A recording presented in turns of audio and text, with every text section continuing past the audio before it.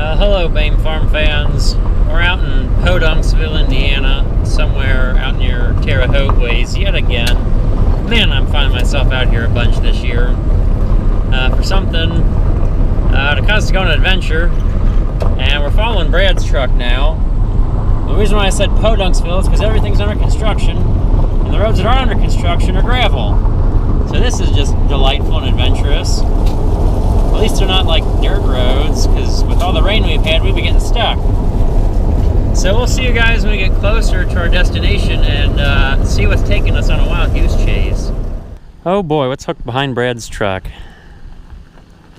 Holy cow, what is that big monster? Yep, that is a grain dryer, folks. Yes, it is. And we have a fun trip starting later in the day. We didn't get rained on here. Hopefully we don't get rain at home. Oh boy, but this is going to be fun. It's going to be a long trip. Unfortunately, that bin that's supposed to come with it, it's 14 foot wide and 16 foot tall. That's going to be challenging to get home. Looks like Brad's turned around, so we're going to hit the road. Got as many wheels on it. We're going to see how well those 40-year-old bearings have been doing after sitting. Oh boy. So where do we find ourselves now? Well, we're at a gas station, still in the middle of nowhere, Indiana, too far away from home. And we decided to make a stop, see how things were going, and check on wheel bearings. Or at least feel the hubs, see how hot they were. Brad's pumping away. We got one greased. That was the one that was getting the hottest that he's greasing now. And what we've been doing is putting Zerks in the cap so we can just pump it full of grease, don't sit there and take it apart and repack and hope that'll get us home. If not, we tried. And I'm so glad that I mean, we packed up everything. Air compressor, tires, we ended up needing the tires, blocks of wood, the lights, drill, jacks, everything, drill bits, and the Zerks, because I knew this was going to happen. Because this thing hadn't moved in probably 30 years. And coming from the factory, I know they don't grease wheel bearings worth a darn. So, we're ready, pump them up. This is the last cap. Brad's still pumping some more. I brought an extra tube of grease. So let's lather them up and hopefully we can make it home. Yeah, I'm playing lead vehicle for Brad. I mean, we planned on bringing both pieces home, so we'd each be pulling one. Yeah, but I'm giving people a warning that something big and wide is coming at them. I mean, right now it's pretty nice. We're on some sections of the state route here. They put in these passing lanes over the hills. The only annoying part about Indiana is a lot of the roads, like bigger roads, all go to Indianapolis, so it's hard to get anything that heads directly east back home. Okay, so I got a little fast down the hill. Cruising about 40 miles an hour usually. It's a comfortable pace. I mean, it's a nice Sunday drive pace. We'll make everybody behind us super happy. Oh, downhill on one lane. This is fun. At least it's pretty, right? Lots of hills. Really help our fuel mileage out. Oh boy, Brad's way back behind the hill. Okay, I'll let you guys go. Oh boy, we are home. Actually, this is a few days after getting home. We got home, about 2:30 that night. I made it just fine. we had a blowout at about 12:30. We're still over an hour from home. We had extra tires, but I had to take this tire back to put it on its implement. I borrowed tires, like this tire and the other tire. Two of these tires came off the rake, two of them came off an auger, and these two tires over here were with the machine. Maybe not in this position, but they were with it.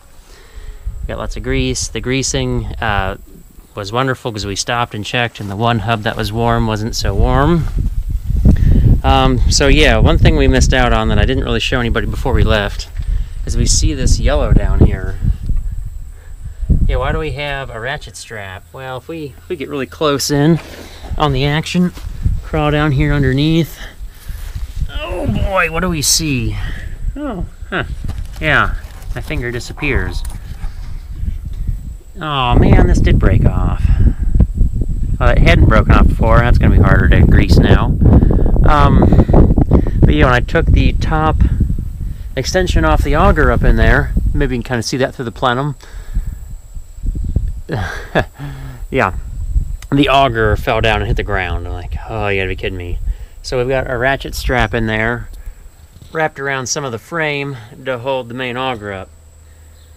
Oh, so at some point, when I get the time, I need to call the local grain handling distributor place and see if they can't get me one of these. I'm almost be just as interested in going to like a metalworking shop and see if they can't make me a stainless steel one, because I mean this will be a recurring problem, unfortunately.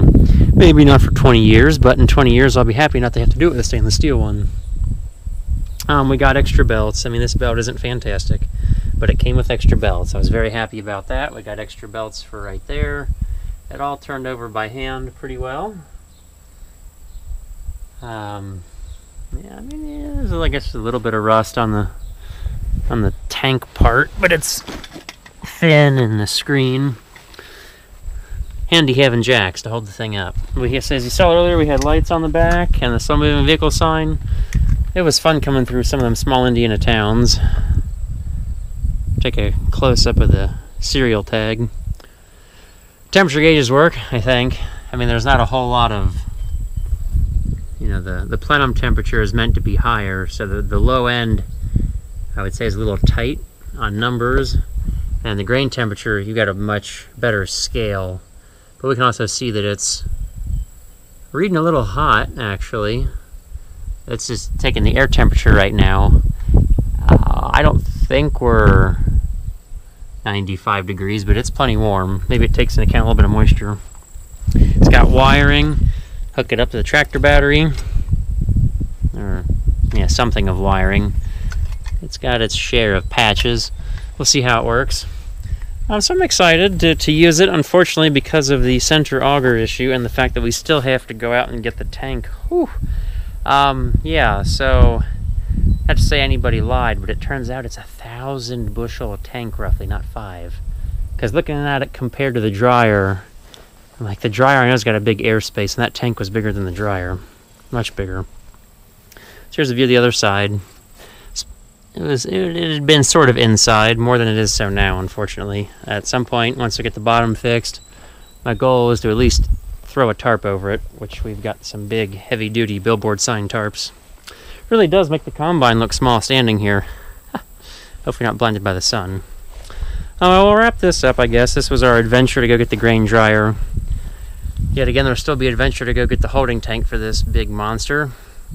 And luckily this year, because of how hot the summer was and adequate moisture, the heat helped us the most. I probably won't need a dryer this year, but just to have the insurance policy sitting here if I ever need it, I'll be happy to have it.